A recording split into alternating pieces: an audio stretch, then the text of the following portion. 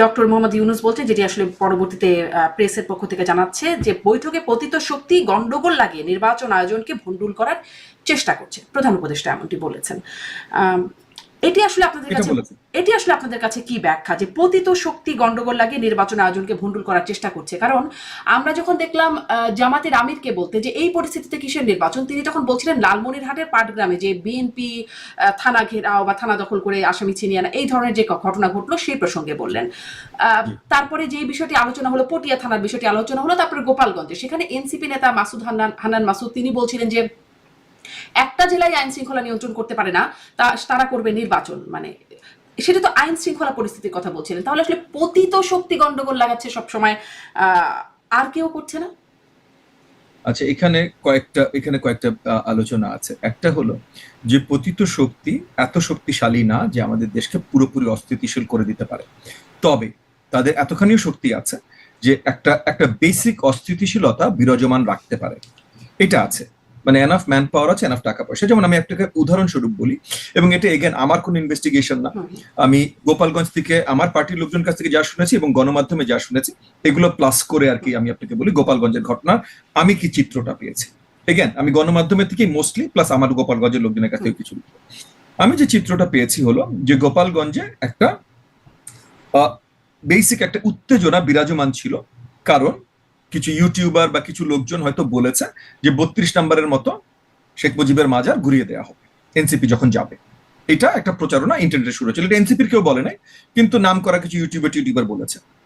So এইটাকে kernel হিসেবে ধরে, মানে এটাকে বীজ হিসেবে ধরে পতিত শক্তির কিছু লোকজন ওখানে ভালোভাবে এটা ফলো করে ছড়িয়েছে। আচ্ছা, এখন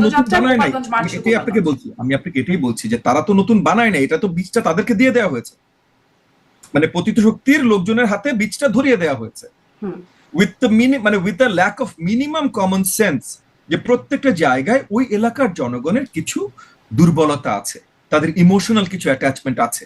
আপনি এগেন হয়তো পুরো বাংলাদেশে অনেক জায়গায় শেখ মুজিবের জন্য দুর্বলতা আছে, কিন্তু গোপালগঞ্জে সেটা বাকি সব জায়গায় যা আছে তার থেকে মিনিমাম 100 গুণ বেশি। এটা সিম্পল কমন সেন্স আপনার ধরে নিতে হবে। সো এলাকাবাসীর যে দুর্বলতা, আপনি সেটাকে কেন আঘাত করবেন ওখানে যে?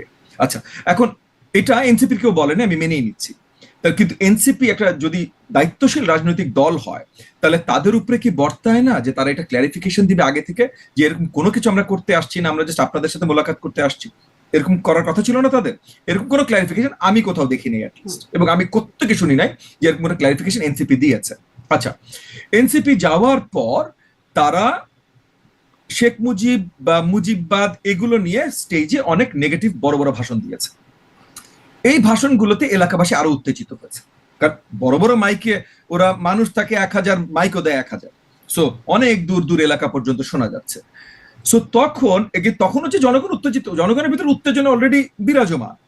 এই উত্তেজনাটা ব্যবহার করে 30-40 জন বা 50-60 জন, এগেন আওয়ামী লীগের 50-60 জন হার্ডকোর কর্মী গোপালগঞ্জে থাকবে না, এটা তো বিশ্বাসযোগ্য না।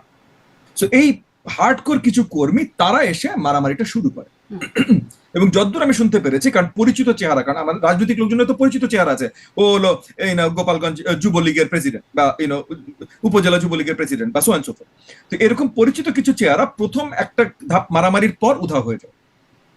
কিন্তু এই মারামারির সাথে এই উত্তেজনায় পাবলিক অলরেডি উত্তেজিত ছিল, পাবলিক এসে তারপর আক্রমণ শুরু করে। সো এই যে আওয়ামী দোষর, এরা কিন্তু প্রথম একটা রাউন্ড অ্যাটাক করে চলে গেছে, এগেন যতদূর আমি জানতে পেরেছি এরা চলে গেছে, তারপর এসছে পাবলিক।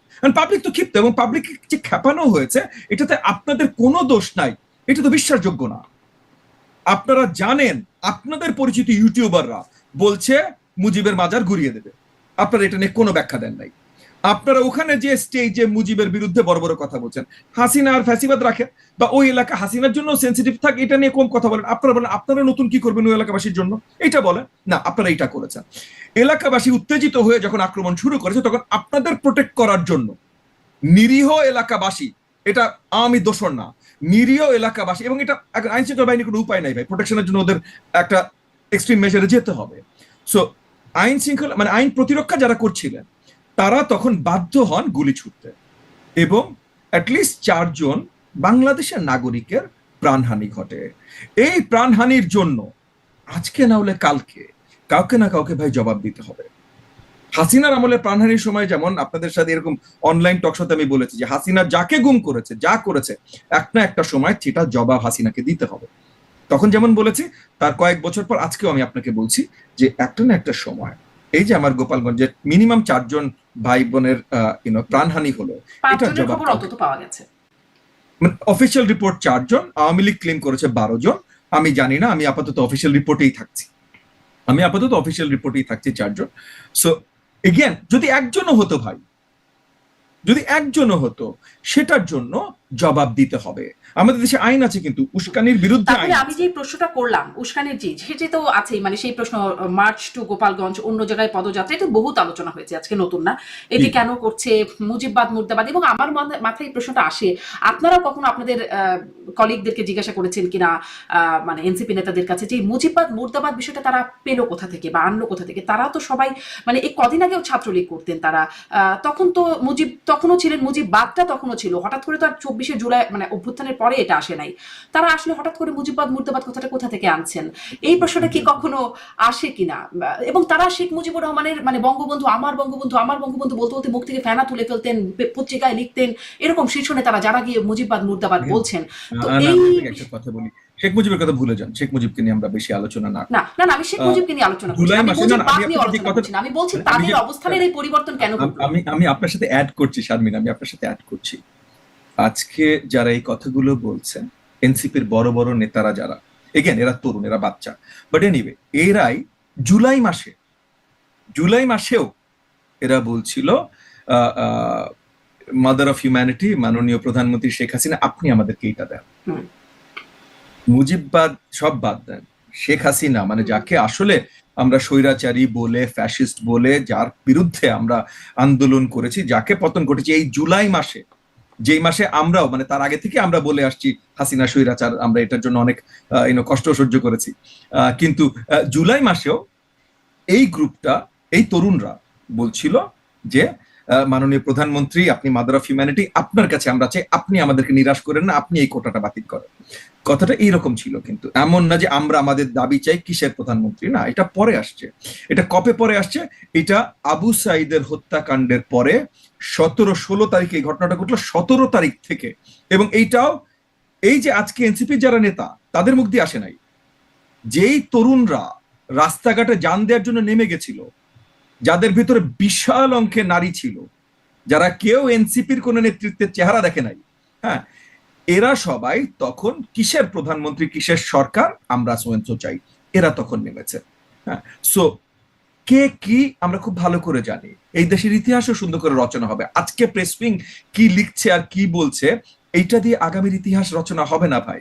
আগামীর ইতিহাস কি রচনা হবে, সেখানে আমাদেরও অবদান থাকবে। সো সত্যি ইতিহাস, হাসিনা যেমন ইতিহাস বিকৃত করেছে, গত 12 মাসে এই তার আগের 2 মাসের ইতিহাস বিকৃত হয় নাই তা না, কিন্তু কে মাস্টার মাইন্ড, কে কি করেছে, ইতিহাস আসলে বিকৃত হতেই থাকবে। সঠিক ইতিহাস যে কবে আসবে সেটা নিয়ে আমার সন্দেহ আছে।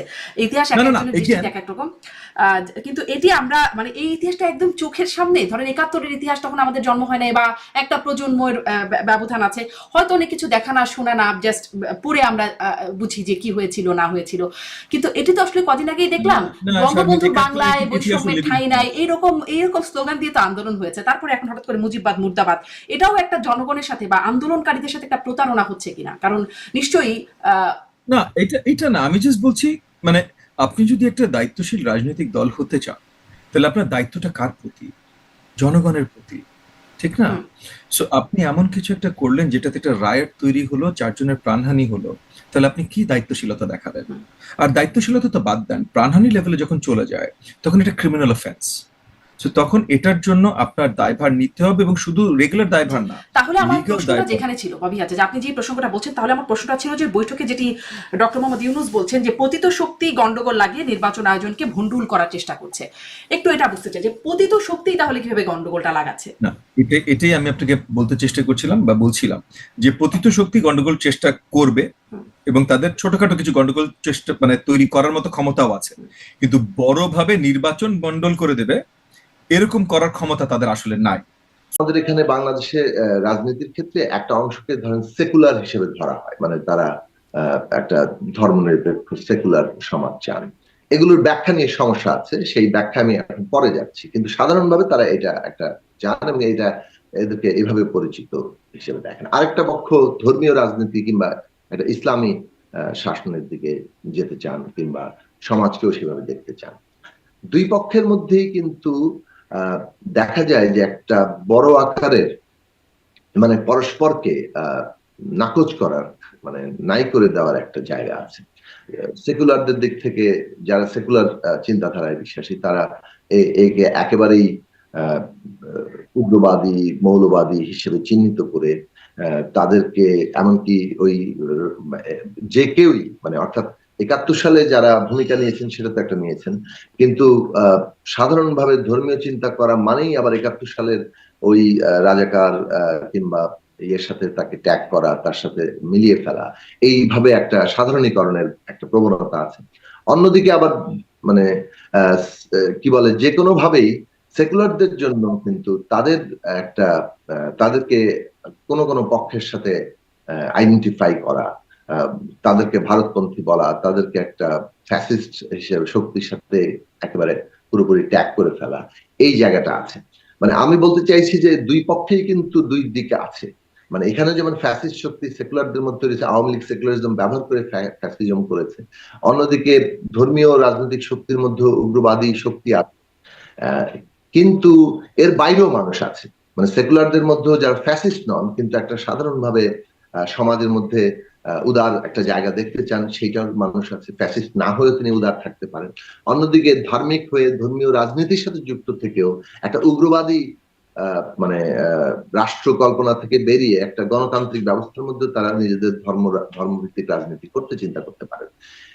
মানে সাধারণীকরণ করাটা সমস্যাজনক এবং উভয়ের যে এংজাইটি মানে এই যে একে অপরকে যে ধরুন এখন যেমন আপনার এংজাইটি মানে আপনি যে এটা প্রকাশ করলেন যেটা আপনার না, আপনি হয়তো মানে আপনি হয়তো এখানে যে ধরনের ঘটনাগুলো ঘটছে সেখানে যে এংজাইটিটা প্রকাশিত হচ্ছে যে এখানে লালন মেলা করতে দেওয়া হচ্ছে না, এখানে নাটক করতে দেওয়া হচ্ছে না, এখানে সমস্ত লিবারাল আইডিয়া গুলো বোধহয় একটা বড় ধরনের চাপের মধ্যে পড়ে যাচ্ছে, এটা কিন্তু একটা এই যে উদ্বেগ এই উৎকণ্ঠা এটা এখন সেকুলারদের মধ্যে আছে। তেমনি একই উদ্বেগ উৎকণ্ঠা আবার ধর্মীয় রাজনীতি অথবা ধার্মিক মানুষদের মধ্যেও আছে। তাদেরকে দেখা মাত্রই তাদের পোশাক তাদের চেহারা দেখা মাত্রই তাদেরকে চিহ্নিত করা হয়েছে তারা মৌলবাদী, তারা কোনো জঙ্গি ইত্যাদি ইত্যাদি। এবং কেবলমাত্র দাড়ি টুপির কারণে কত মানুষ হেনস্থার শিকার হয়েছেন সেটা তো আমরা জানি। কাজে এই যে উদ্বেগ দুই পক্ষে কিন্তু আছে এবং বাংলাদেশের এই সময় হয়েছে। এখন কি মানে এখন একটা যেটি একটা আপনিও বলছিলেন এখন আপনি বলছেন যে তার পাল্টা হচ্ছে কিনা, পাল্টা হওয়ার কোনো সম্ভাবনা থাকতে পারে, কিন্তু আমি বলছি যে প্রবণতার দিক থেকে সেটা অত্যন্ত মার্জিনাল। এখন পর্যন্ত আমরা দেখছি যে প্রধান ধারা সহিষ্ণুতার ধারার মধ্যে আছে এবং সেটাই বাংলাদেশের জনগণের মূল আকাঙ্ক্ষা। যেমন ভারত যেভাবে বাংলাদেশকে পোর্ট্রে করার চেষ্টা করছে যে বাংলাদেশে হিন্দু নারীরা শাখা সিঁদুর করে বেরোতে পারছে না, এটা কি সত্য? সম্পূর্ণ মিথ্যা প্রচারণা। বাংলাদেশে কি হিন্দুদের রাস্তায় লাশ পড়ে থাকছে, এটা কি সত্য? অনেক গুজব, সেই আলোচনাটা অনেক বড়, এত গুজব। এটা খুব গুরুত্বপূর্ণ আলোচনা এইখানে যে সাংস্কৃতিক সমস্যা যে আমাদের নাই এটা কোনো বলা যায় না, সাংস্কৃতিক সমস্যা। এবং সাংস্কৃতিক সমস্যা হচ্ছে এই জায়গাটাতেই যে উগ্র প্রবণতা মানে দুই পক্ষের মধ্যে কাজ করছে এবং এই আমাদের দরকার সেটা একটা সহনশীলতার জায়গায় আসা, একে অপরকে মানে মেনে নিয়ে আমি পার্থক্য সত্ত্বেও আমরা একে অপরকে একই সাথে শান্তিপূর্ণ সহাবস্থান করতে পারি সেই রকম জায়গায় যাওয়া, চিন্তা এবং জীবন চর্চার পার্থক্য কিংবা বিশ্বাসের পার্থক্য সত্ত্বেও আমরা একসাথে থাকতে পারি, এটাই গণতান্ত্রিকতার ভিত্তি। রাষ্ট্র আসলে কি ব্যবস্থা নিচ্ছে, আমি সেই প্রশ্নটাই যেতে চাই যে রাষ্ট্র আসলে কি ব্যবস্থা নিচ্ছে এখানে, মানে সাধারণের মনে উদ্বেগ তো আছেই ছিল আপনি বলছেন। হ্যাঁ, রাষ্ট্র এই জায়গায় এই যে অধিকারটা এটা সুরক্ষা করবে যে পার্থক্য সত্ত্বেও বিশ্বাস, রাজনৈতিক বিশ্বাস, জীবন চর্চা, পরিচয়, এই সমস্ত পার্থক্য সত্ত্বেও এখানে মানুষ সহনশীলতার সাথে শান্তিপূর্ণ সহাবস্থান করতে পারবে, যার যার অধিকার চর্চা করতে পারবে, রাষ্ট্র এইটার গ্যারান্টি দিবে। সেই রকম একটি রাষ্ট্র গঠন করার জন্য আমরা লড়াই করছি এবং বাংলাদেশের এখন পর্যন্ত প্রধান প্রবণতা সেই রকম একটি রাষ্ট্র গঠনের দিকে। এখানে যে অন্য কোনো ধরনের প্রবণতা নেই সেটা আমি বলছি না, কিন্তু সেইগুলো প্রধান ধারা নয়, কিন্তু বাংলাদেশকে ওইগুলোকেই প্রধান করে প্রচার করার চেষ্টা করা হচ্ছে, যাতে করে বাংলাদেশকে একভাবে চিত্রিত করে এই পুরো গণ অভ্যুত্থানের অর্জনকে নস্যাৎ করা যায়। সেটার আমরা স্ট্রংলি আমি অপোজ আমি আমি করছি। সেই শুধু প্রশ্নটি, প্রচার করার জন্য স্কোপ আমাদের দেশে সেই জায়গাগুলো বন্ধ করা হচ্ছে কিনা, যেন প্রচার করার মতো কোনো স্কোপই না থাকে, এমন কোনো ঘটনাগুলোকে এগুলোকে নিয়ন্ত্রণ করা যায়, সেই প্রশ্নটাই জায়গাটাই কথা বলছিলাম। দায়িত্বশীল জায়গায় বসে থেকে যখন আমরা কোনো কথা বলি, যদি অনেক বেশি ক্যাজুয়ালি বলে ফেলি, অনেক সময় ক্যাজুয়ালিটি হয়ে যেতে পারে। হ্যাঁ, প্রফেসর ইউনূসের দেওয়া সাক্ষাৎকারের একটি বক্তব্য আওয়ামী লীগকে নিয়ে, যে আওয়ামী লীগ কোনো নিষিদ্ধ দল নয়, তাদের কার্যক্রম নিষিদ্ধ আছে, তারা বৈধ দল, যে কোনো সময় তাদের কার্যকর আবার শুরু হতে পারে, সেটি একটা সম্ভাবনা। এই বিষয়টিকে আমি দেখলাম বিএনপি স্থায়ী কমিটির সদস্য ডক্টর জাহিদ, তিনি বলছেন যে এটি একটি প্রশ্ন তৈরি করেছে। তিনি বলেছেন, কোন একটা পার্সপেক্টিভে কথাটা বলেছেন যে হ্যাঁ, যদি স্থগিত করা হয়ে গেছে, এটা তো একবার নিষিদ্ধ করা হয়নি, যে কোনো সময় নিয়ে আসা হতে পারে। তো বিষয়টা হচ্ছে কি, যে উনি অনেকটা ক্যাজুয়ালি কথাগুলো বলেন, কিন্তু আমি আগেও বলেছি, এখনো বলছি যে একটি দায়িত্বশীল জায়গায় বসে থেকে যখন আমরা কোনো কথা বলি, যদি অনেক বেশি ক্যাজুয়ালি বলে ফেলি, অনেক সময় ক্যাজুয়ালিটি হয়ে যেতে পারে। হ্যাঁ, তো ওনার মুখ দিয়ে বের হয় একটি কথার কিন্তু অনেক ধরনের ইম্প্যাক্ট পড়বে, এটাই স্বাভাবিক। যেহেতু তিনি এখন বাংলাদেশের একেবারেই প্রধান আছেন, মাথা হয়ে বসে আছেন, তো কথাবার্তাগুলো ক্যাজুয়ালি বলা আমার মনে হয় যে একটু চিন্তা ভাবনা করে বলা উচিত। বাট উনি যেটা বলেছেন সেটার অনেক ধরনের ইন্টারপ্রিটেশন এর মধ্যে চলে এসে, সেখান থেকে আমরা ধরে নিচ্ছি যে হয়তো উনি এটা বলার জন্য বলেছেন কথাটা। এবং আসিফ নজরুল সাহেবের যে কথাটা আমি শুনলাম, যে উনি বলেছেন যে না, সে ধরনের কোনো সম্ভাবনাই নেই যে আবার আওয়ামী লীগের এখান থেকে তাদেরকে তাদের নিষেধাজ্ঞা যেটা আছে সেটাকে উইথড্র করা হবে, এই ধরনের কোনো সম্ভাবনা নেই। এবং আমি বাস্তবিকভাবে যেটা মনে করি যে আসলে বাংলাদেশের জনগণ তো এটা হতে দেবে না। হ্যাঁ, তবে যেই প্রসেসে বা যে মেকানিজমের মাধ্যমে আওয়ামী লীগের এই যে কার্যক্রমকে নিষিদ্ধ করা হলো, এটার আমি আসলে খুব বেশি পক্ষে না। এই কারণে যে আওয়ামী লীগের মতো একটা টাইরান্ট ফোর্সকে শুধুমাত্র একটা ইন্টারিম অর্ডারের, মানে কোর্টের ইন্টারিম অর্ডার দিয়ে আমরা সামটাইমস যে একটা স্থগিতাদেশ দেয়া হলো যে তাদের কিছু কিছু কার্যক্রম বন্ধ থাকবে, এটা করে আসলে তাদেরকে কতটুকু আমরা ইম্প্যাক্ট ফেলতে পারলাম বাংলাদেশের জন্য? কারণ তারা যে রেজিমটা ক্রিয়েট করেছিল, এই রেজিমের জন্য একটি ইন্টারিম স্থগিতাদেশ কিন্তু খুব যথাযোগ্য প্রক্রিয়া বলে আমি মনে করছি তাহলে না। প্রক্রিয়াটা কি তাদেরকে দরকার ছিল? প্রক্রিয়াটা হচ্ছে যে তাদের ব্যক্তি হিসেবে, ব্যক্তির অপরাধী হিসেবে, সংগঠন হিসেবে, সংগঠনের অপরাধ হিসেবে তাদেরকে বিচারের আওতায় নিয়ে এসে তাদেরকে যেই বিচারে যেই শাস্তি, সেটা একেবারে অ্যাপ্রোপ্রিয়েটলি দিতে হবে।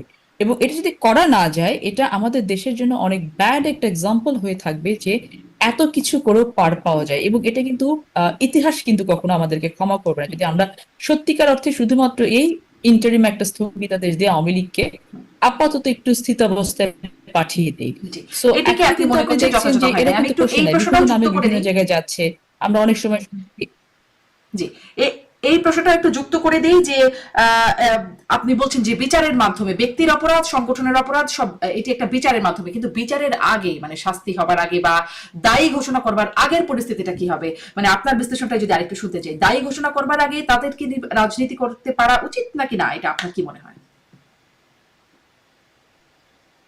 না, আপনি যতক্ষণ পর্যন্ত একজন মানুষের বা একটি সংগঠনের অপরাধটা প্রমাণিত না হচ্ছে, ততক্ষণ পর্যন্ত তো আপনি যে কোনো কিছু করতে গেলে যদি আপনি আগে থেকেই কোনো সিদ্ধান্ত নিয়ে ফেলেন, তাহলে সেই ফ্যাসিজমের সাথে কিন্তু কোনো পার্থক্য থাকলো না।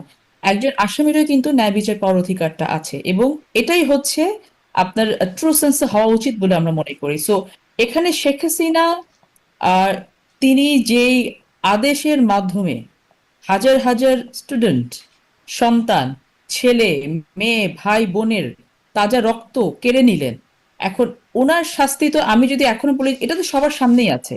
আমাদের তো এটা তো 1 বছর আগেকার ঘটনা, একেবারে জলজল করছে স্মৃতিপটে সবকিছু, কি ঘটেছে সবকিছু চোখের সামনে। বাবা মারা এখনো চোখের পানি শুকায় নাই, তো তাকে কি তাই বলে তো আমি এখন তাকে ধরে নিয়ে এসে ফাঁসি দিয়ে দিতে পারবো না, তাহলে সেটা আবার ফ্যাসিজম হবে। তাকে আইনের আওতায় নিয়ে এসে শুরু থেকে শেষ পর্যন্ত তার রায়টা হওয়া পর্যন্ত আমাকে সেটা করতে হবে। এই জন্য এখন যেটা করা উচিত ছিল, আমি মনে করি যে এই ইন্টারিম কন্ডিশনে আমাদের আইন শৃঙ্খলা, আমরা ল এনফোর্সমেন্ট এজেন্সি যারা আছে তাদেরকে অনেক বেশি অ্যাক্টিভ হতে হতো।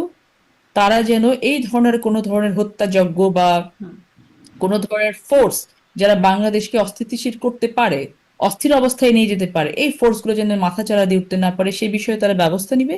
এবং সাথে সাথে যেটা করবে যে এই যে যখনই আপনি একটা বিচারিক প্রক্রিয়া শুরু করবেন, যখন অ্যাপ্রোপ্রিয়েট জায়গায় অ্যাপ্রোপ্রিয়েট মামলাটা হবে, যখন আসামিকে খুঁজে বেড়ানো হবে, তখন কিন্তু আলটিমেটলি এটা সবকিছু কিন্তু একটা লাইনে চলে আসে, নিয়মের ভেতরে চলে আসে।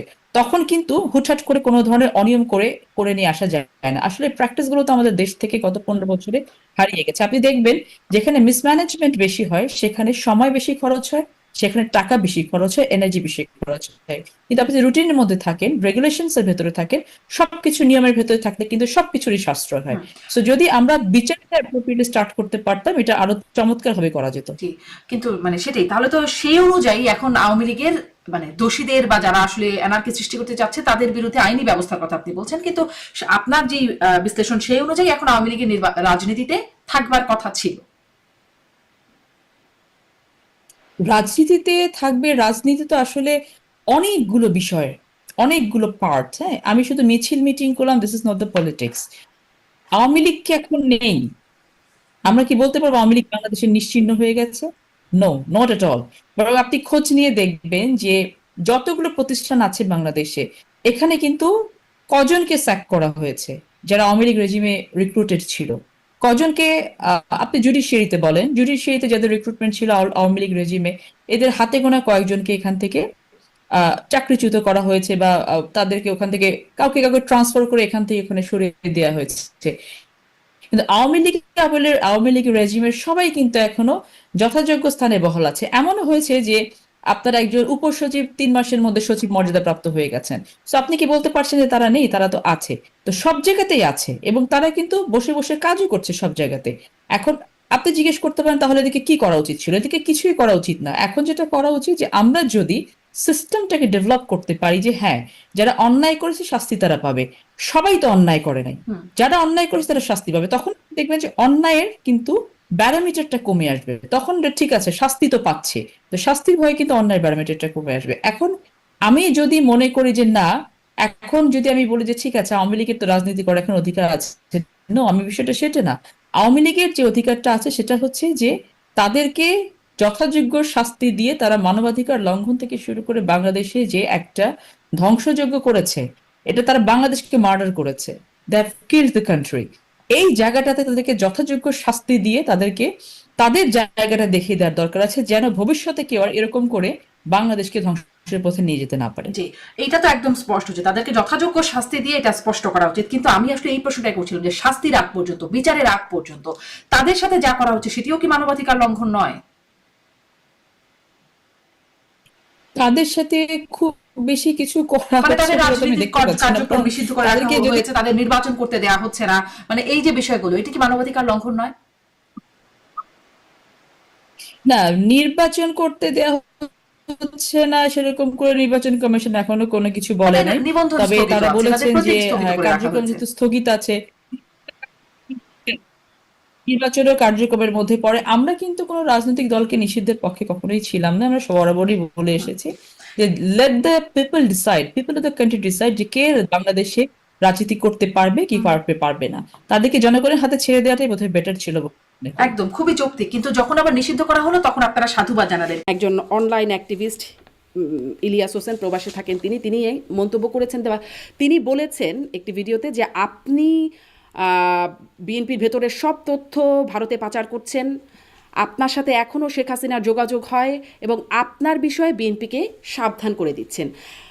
এর সত্যতা কতটা, বা এই অভিযোগ সম্পর্কে আপনি কি বলবেন? ধন্যবাদ আপনাকে।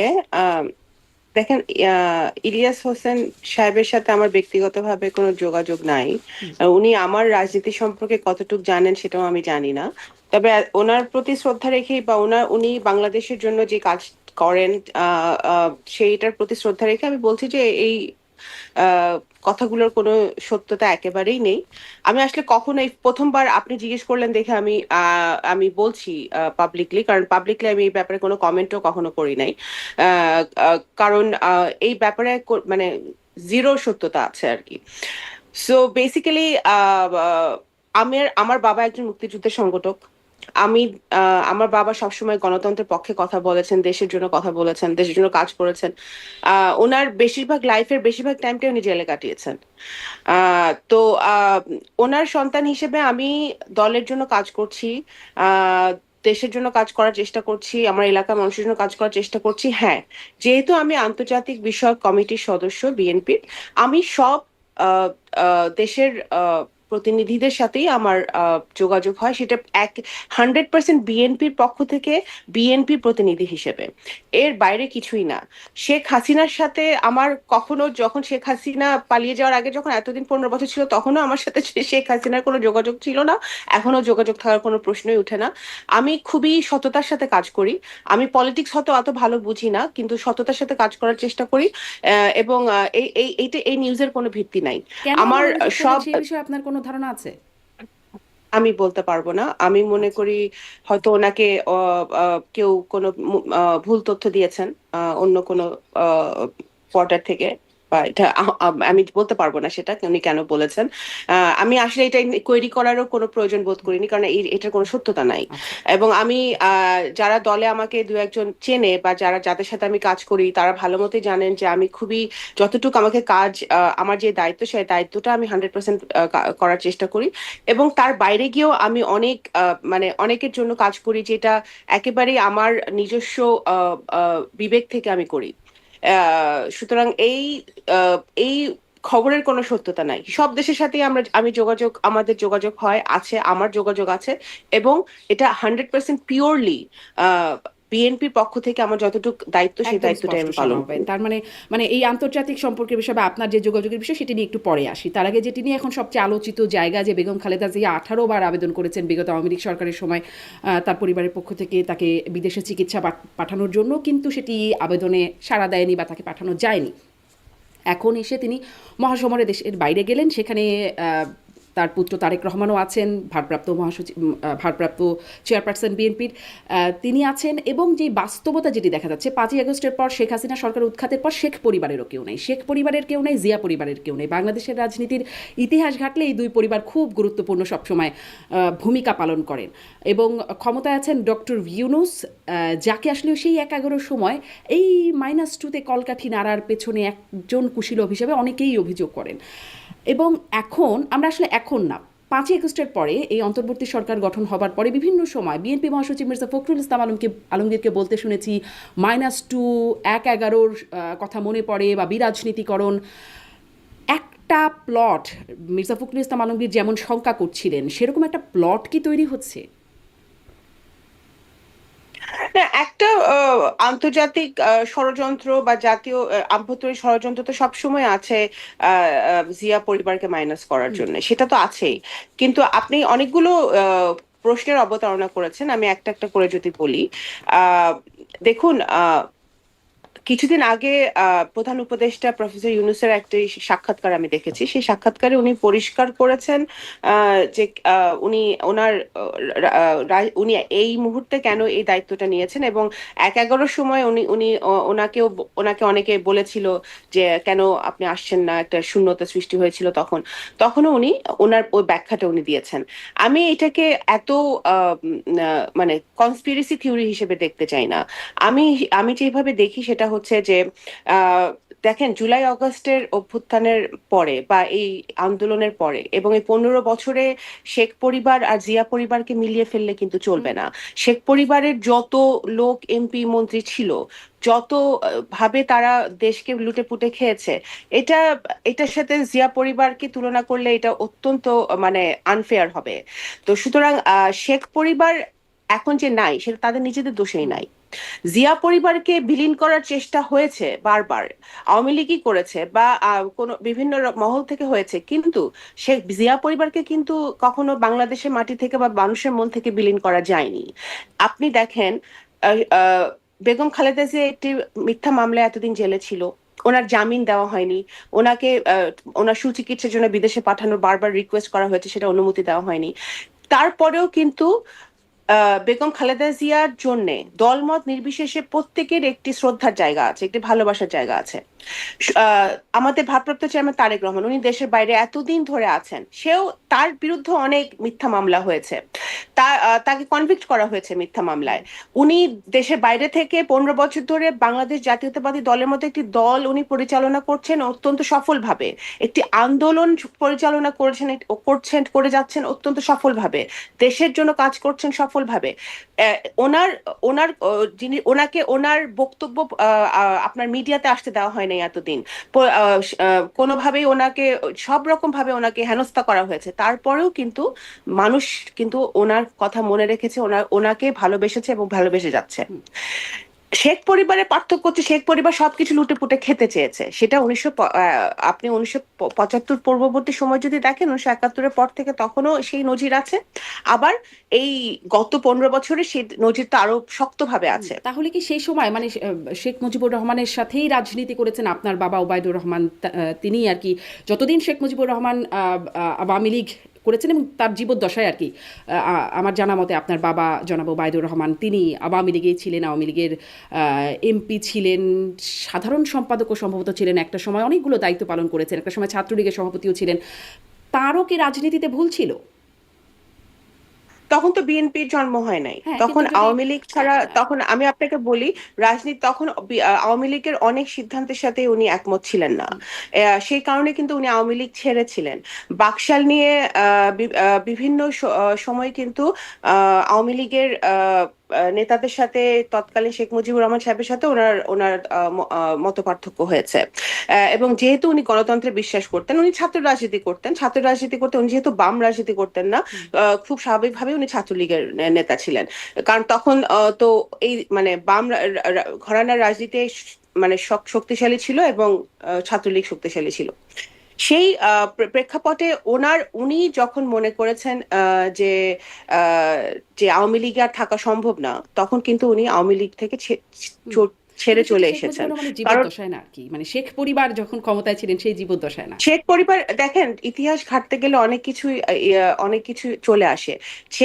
শেখ মুজিবুর রহমানের জীবদ্দশায়ও শেখ পরিবারের বহু ফ্যামিলি মেম্বারের সাথে আমার বাবার মত পার্থক্য হয়েছিল, এবং সেই কারণেই কিন্তু আমার বাবা শেখ মুজিবুর রহমান বেঁচে থাকা অবস্থায় উনি ওনাদের বিভিন্ন পলিসির বিরুদ্ধে উনি কথা বলেছেন। ওনারা যখন বাকশাল গঠন করার প্রক্রিয়া করছিলেন, তখন কিন্তু উনি তার বিরুদ্ধে কথা বলেছেন। সবার নামটা দিয়ে দিয়েছে বাকশালে, কিন্তু উনি কখনোই কিন্তু বাকশালের সাপোর্ট করে নাই। আজ যখন উনি দেখেছেন যে একটা সুযোগ এসেছে, কারণ উনি গণতন্ত্রে সবসময় বিশ্বাস করেছেন, যখন একটা স্বৈরাচারী মনোভাব নিয়ে মুক্তিযুদ্ধকালীন পরবর্তী সময়ে তৎকালীন শেখ মুজিবুর রহমান সাহেব দেশ পরিচালনা করছিলেন এবং দল পরিচালনা করছিলেন, সেই স্বৈরাচারী মনোভাবটা আমার বাবা কখনো একসেপ্ট করে নাই। সেই জন্যই কিন্তু ওনার সাথে সবার মত পার্থক্য হয়েছিল এবং উনি ওখান থেকে বেরিয়ে এসেছেন।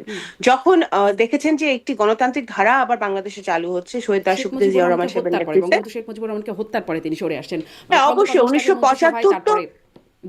1975 তো অবশ্যই একটা কালো অধ্যায়, এটা তো কেউ সাপোর্ট করছে না। কিন্তু আমি বলছি যে আমার বাবার এই কারণে আমার বাবা আওয়ামী লীগ থেকে চলে এসেছিল দেখে কিন্তু আমার বাবার বিরুদ্ধে 4 নেতা হত্যার মামলা হয়েছিল, শেখ হাসিনা দিয়েছিল 96 সালে, 1996 যখন আওয়ামী লীগ ক্ষমতা ছিল। আমার বাবার বিরুদ্ধে কিন্তু আওয়ামী লীগ বহুত প্রতিহিংসামূলক কর্মকাণ্ড করেছে, যেহেতু আমার আব্বা তৎকালীন সময়ে শেখ মুজিবুর রহমান সাহেবের অনেক সিদ্ধান্ত উনি মেনে নেয় নাই, সেই কারণে। তো এইটা তো বাস্তবতা। ইতিহাস ঘাটলে অনেকে ইতিহাস নিজেদের মতো বলতে চায়। হ্যাঁ, ওনার মৃত্যুর পরেই ইতিহাসটা সম্পর্কে আমরা কখনোই স্পষ্ট আপনি জানি না।